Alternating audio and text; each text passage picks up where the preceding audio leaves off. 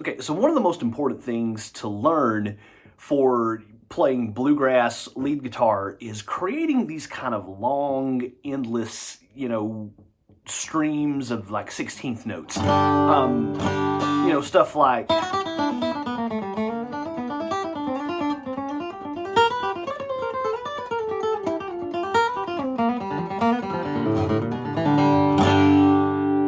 where we're kind of going all over the neck there, but you do it while there's kind of an uninterrupted flow of eighth notes and 16th notes there. So one of the things that you kind of have to master to do this is position shifting.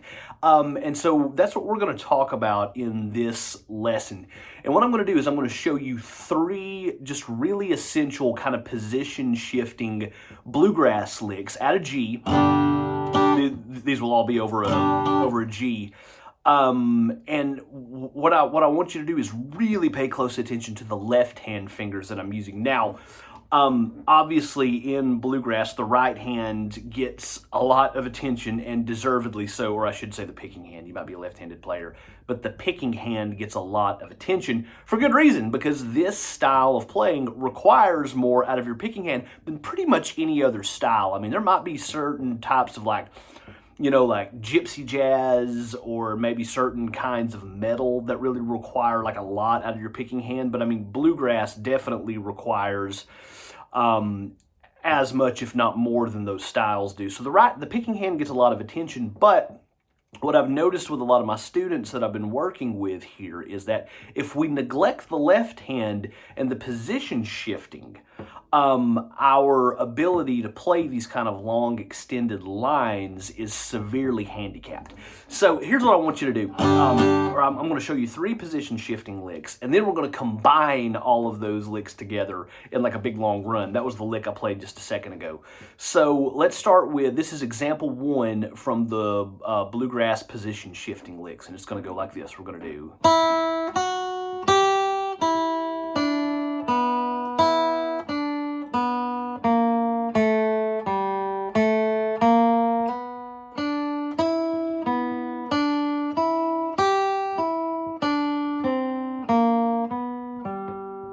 So again,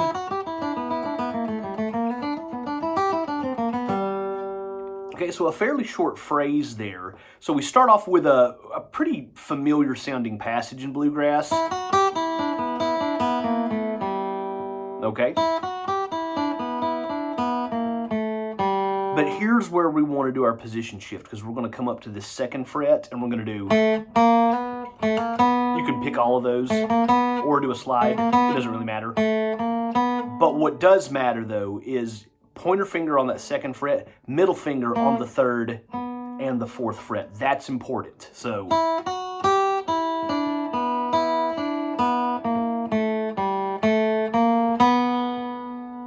Because now, once we're there with our middle finger, now our left hand is in the position to play the rest of the lick.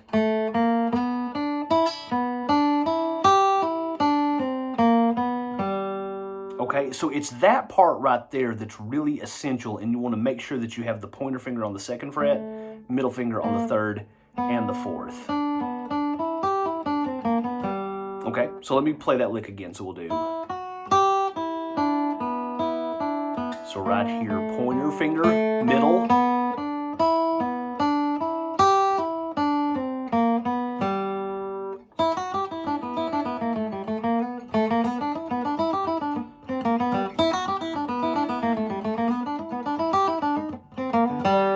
Okay, so again, that's example one from the bluegrass position shifting licks there. And so let's go into example two, and it's going to go like this. We're going to do...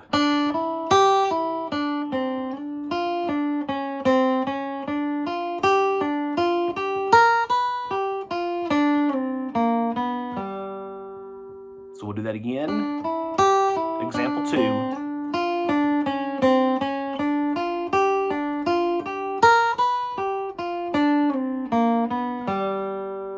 Okay. So, and then we'll slide from 5 to 7 on this third string. 6th fret of the second, and then we'll do 7, 6, 5 for a nice little bluesy chromatic run there.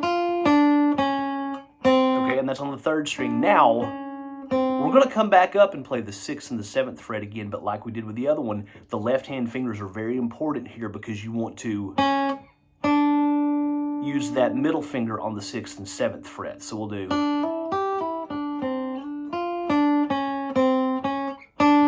Okay, that's very important. That's very important. Don't deviate from that.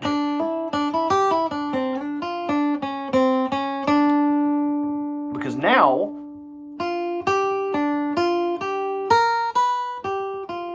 our left hand's in the position to play the rest of that lick.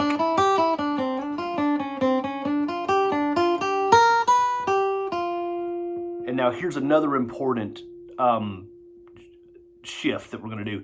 We'll come down to the 7th fret of the 3rd string, where just a second ago we were playing that with our middle finger, but now we want to play that with our ring finger because we're going to slide from 7 to 5, and then 3rd fret, 4th fret, 5th fret of the 4th. So,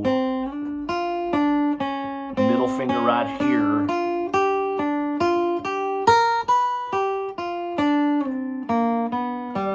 Okay, so let me play that again. So this is example 2 out of the Bluegrass position shifting licks, and we'll do...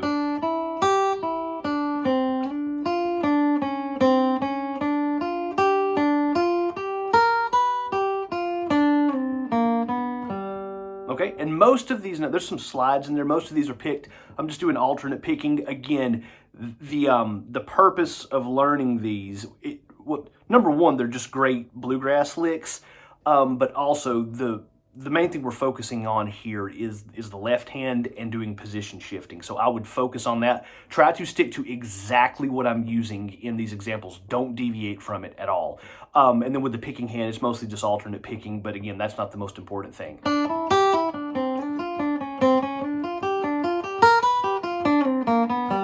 Okay, so that is example 2 out of the Bluegrass position shifting licks here. So let's do example 3, and it's going to go like this. We're going to do...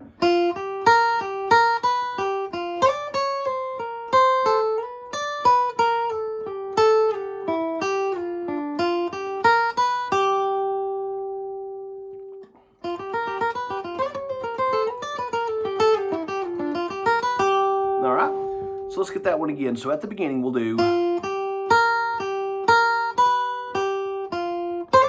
And we're going to do a quick slide from the 8th fret up to the 10th fret. And it's almost more like a glissando. You're really just hearing that, but you're just sliding into it really quick. Make sure you do that with the ring finger though. Because now,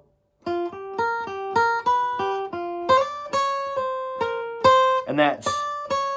So that's 10, 9, 8, and then 11th fret on the 2nd, back to the 8th fret on the 1st string, excuse me. So we'll do.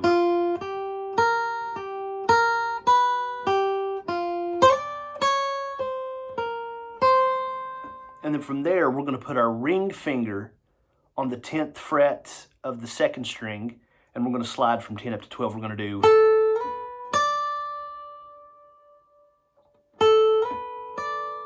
So again, let's stop there. I'm going to go back. Again, this is example 3 out of the Bluegrass position shifting lick. So we'll do...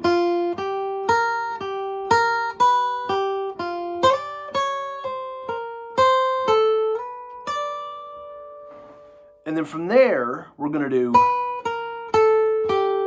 So that's 12, 11, 10 on the 2nd string, 12th fret on the 3rd. So we've got...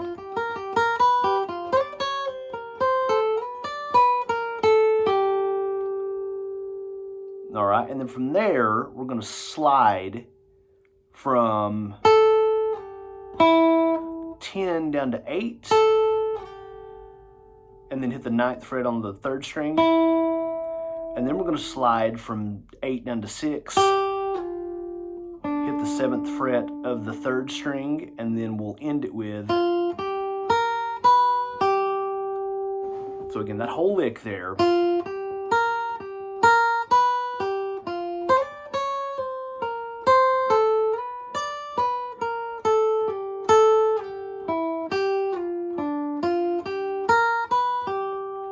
So a couple of key points on that one. So at the beginning, make sure that slide is done with your ring finger. And then this slide from 10 to 12, make sure that one's done with your ring finger. And then we'll do that slide with the pointer, and then this slide also with the pointer finger, and now we're in the position to play the rest of that lick.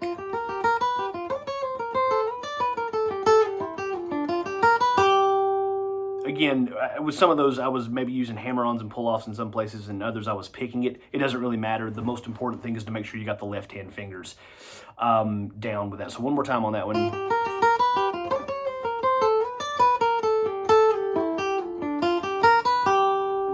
Okay, so again, example 1.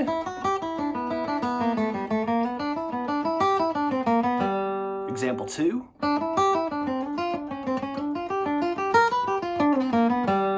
Example 3.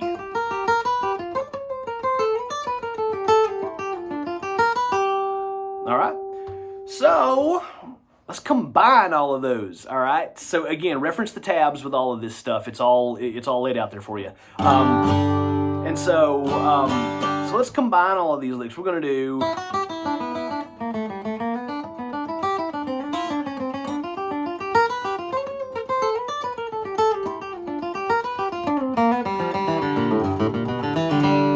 all right, so index, middle, ring, middle on these,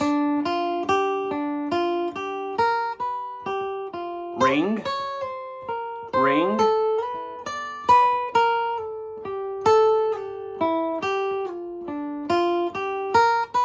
ring finger,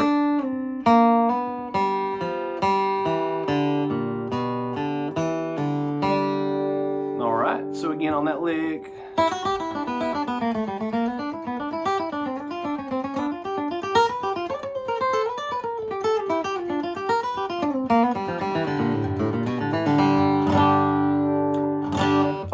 so there's 4 licks there. There's those 3 that are about like little 4-bar phrases there, and then that last one, which I don't know how many bars that is, but it just kind of combines all of those together. And again, the main thing that I want you to get down is there's a couple of key places in those licks where you want to use specific left-hand fingers, because that helps you transition from one position to the next, and you can create these kind of endless little flowing bluegrass lead ideas that are a really essential part of learning this style. I've noticed this with some of my students because there's a lesson, there's just ideas that I've been trying to show them how to play through chord changes or how to play solos, and they just kind of get stuck when it comes to these position shifts. So anyway, I really think that practicing those licks and committing those to memory, again, you don't have to play those fast. You don't. I know with some of those I may have kind of played it sort of fast. Don't worry about the speed. I don't care if you're playing it like this, like.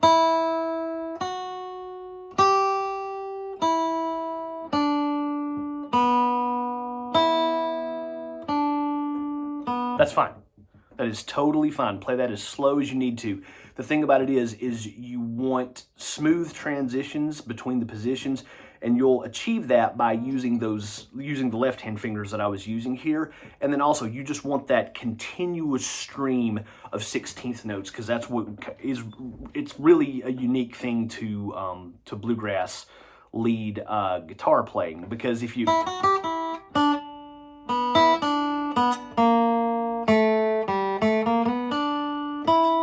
it just gets interrupted there, and we want